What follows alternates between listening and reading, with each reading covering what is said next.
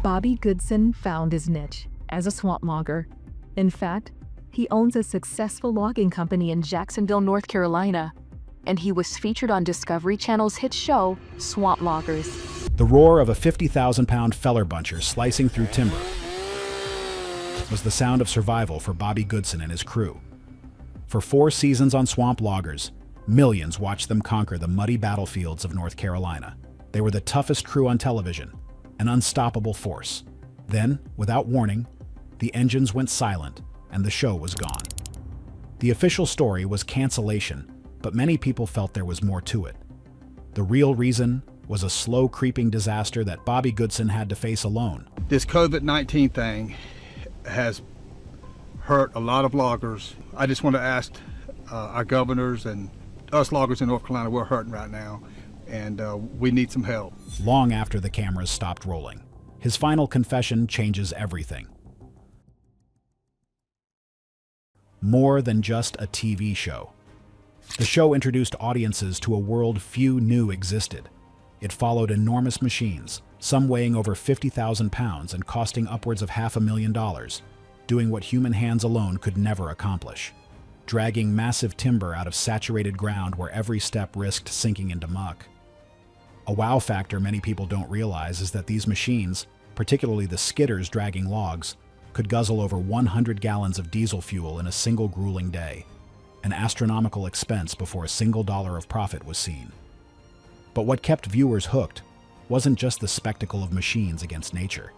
It was the men operating them.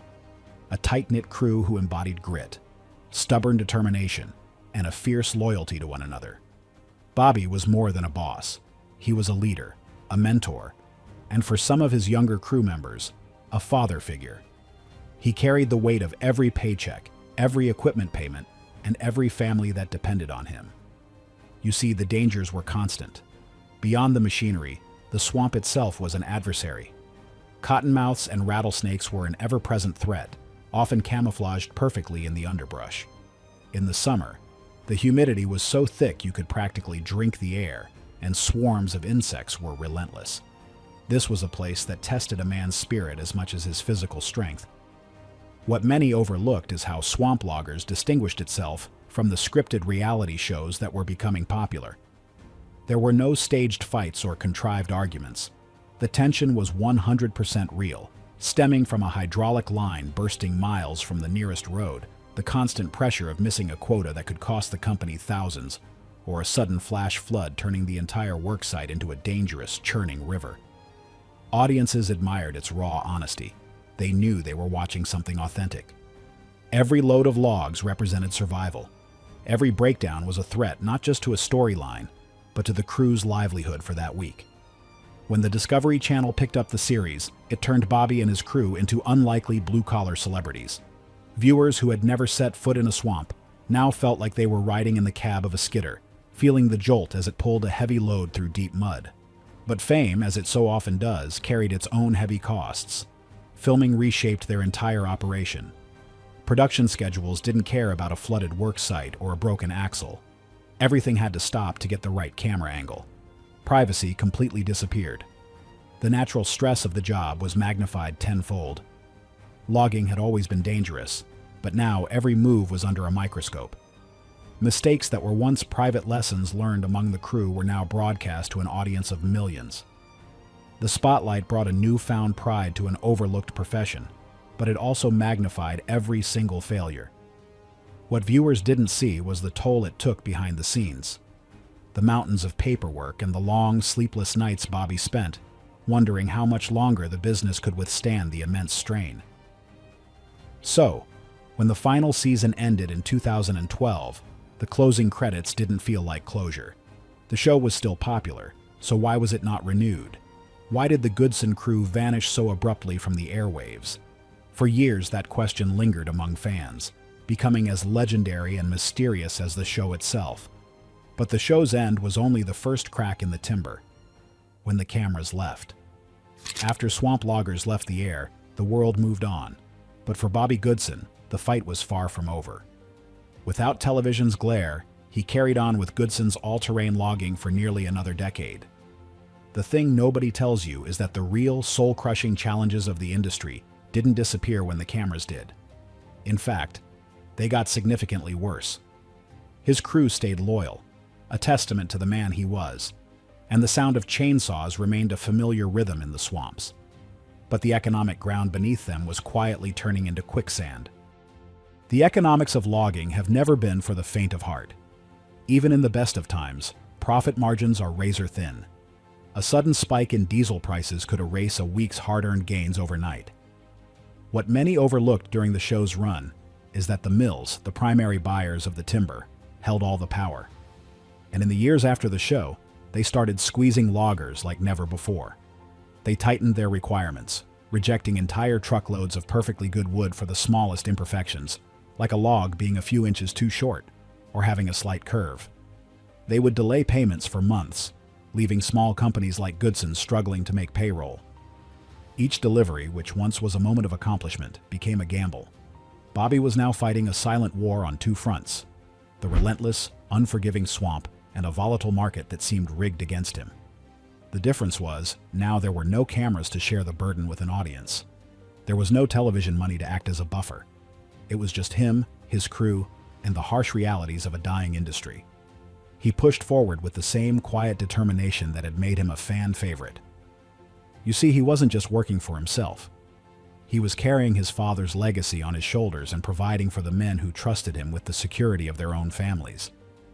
But determination couldn't change the laws of economics. The numbers simply no longer aligned with the hours of sweat poured into the swamp. Each contract carried more risk than potential reward.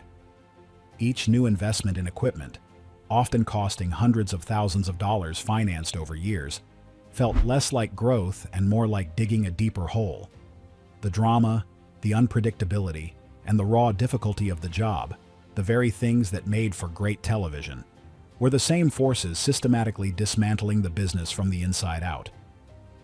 This was the heavy truth Bobby carried privately, day in and day out. Storms, both literal and financial, were constantly gathering on the horizon. Hurricanes would flood entire tracts of land, wiping out months of potential work. But the financial storms were even more damaging and insidious. The cost of everything, from insurance premiums to simple spare parts, was climbing steadily, while the price they received for timber barely budged, or in some cases, even fell. Bobby had weathered decades of instability, but a new, perfect storm was brewing, one that no amount of grit or willpower could overcome. He was holding on by a thread, but the pressure was building to a breaking point. The storm that broke the business. The year 2020 brought pressures on a global scale that no one could have predicted. When the pandemic arrived, the industry's already fragile balance completely collapsed. To put it mildly, it was an absolute catastrophe for loggers. Mills, citing uncertainty, shut down their gates or drastically reduced operations. Supply chains, the arteries of the global economy, broke in ways that paralyzed even the strongest operators. Getting a simple replacement part for a machine could take weeks instead of days. For Bobby, this was the beginning of the end. But not all things are what they seem, because the worst was yet to come. As the world tried to crawl back to normalcy, a new, invisible crisis emerged: runaway inflation. The cost of every single component required to keep the machinery running surged to unthinkable levels. A simple hydraulic hose that might have cost a few $100s now cost double or triple that. A single tire for one of the logging trucks, which already cost thousands of dollars, saw its price skyrocket by 30 or 40%. It was a death by 1,000 cuts. But the most devastating final blow came from the fuel pumps. By the summer of 2022, diesel fuel prices had soared to record-breaking levels, more than doubling in just 2 years. This was the absolute breaking point. What was once a major but manageable expense became a financial anchor, dragging the entire business to the bottom of the ocean. A wow factor that is truly staggering and hard to comprehend is that it began costing Bobby thousands of dollars every single day just to fuel his equipment, often with no guarantee that the timber they hauled would even cover that astronomical cost. The math no longer worked. Hauling loads that once turned a modest profit became a losing venture. The ledger, once a measure of success and hard work, became a daily document of failure. Privately, Bobby fought with the numbers, trying to find a path forward, any path, but every road led to a dead end. His crew, men who had been by his side through mud, storms, and breakdowns, looked to him for answers he no longer had. Their livelihoods, like his own, were tied to the name stenciled on the doors of every truck: Goodson. That name represented more than just a company. It was a legacy built with sweat, skill, and generations of resilience. Walking away from it was unthinkable. It felt like a betrayal of his father and of every man who had ever worked for him. And yet, the numbers on the page told the cold, hard truth. This wasn't a swamp that could be tamed or a machine that could be fixed. This was a battle against global economic forces, and it was a battle he was decisively losing. The weight became too much to carry in silence, and he knew he couldn't hide it any longer. Legend's heartbreaking farewell. The confession didn't come in a press release or a formal announcement. It came in the most vulnerable of places for a man known for his quiet strength: a public live stream. Fans from all over the country tuned in, expecting stories from the good old days, perhaps a laugh or two about a machine stuck in the mud. But what they received instead was a moment of raw, heartbreaking, and unforgettable honesty. Bobby appeared on screen not as the unshakable, larger-than-life leader from television, but as a man worn down by years of silent, solitary struggle. His face bore the stress and the weathering of carrying an impossible burden for far too long. Then, with a heavy pause that felt like an eternity, he spoke the words that finally solved the decade-old mystery of swamp loggers. "I can't hide this any longer," he said, his voice cracking with the unmistakable weight of emotion. With those 5 words, the truth spilled out. After nearly 4 decades of operation, Goodson's all-terrain logging was shutting down for good. The company that gave life to swamp loggers, the iconic machines, the loyal crew, the very culture of perseverance, it was all finished. He explained with painful clarity that the soaring fuel prices, the impossible operating costs, and the dwindling markets had formed a perfect, unstoppable storm. Even the strongest logger, he admitted, couldn't endure it forever. He wasn't just ending a business. He was closing the door on a family legacy that had defined his entire life and the lives of those around him. For the fans watching, the impact was profound. Comments flooded the screen, a mix of shock, sadness, and overwhelming support. For years, they had held on to the hope that swamp loggers would somehow return to their screens. But now, that hope dissolved into the harsh light of reality. The real reason the show would never, ever come back wasn't about TV ratings or network decisions. It was because the world it documented, the very possibility of that life, no longer existed. The economic reality of modern America had become unsustainable for small, independent operators like Bobby. The swamp, in the end, had finally claimed its price. The live stream went quiet after that, but the silence carried more power and finality than any scripted television finale ever could. It was the sound of an era ending, not by choice, but by crushing necessity. The mystery was solved. The truth was that Bobby Goodson fought a lonely battle for 10 long years after the show ended, but was ultimately defeated by massive economic forces no single person could ever hope to overcome.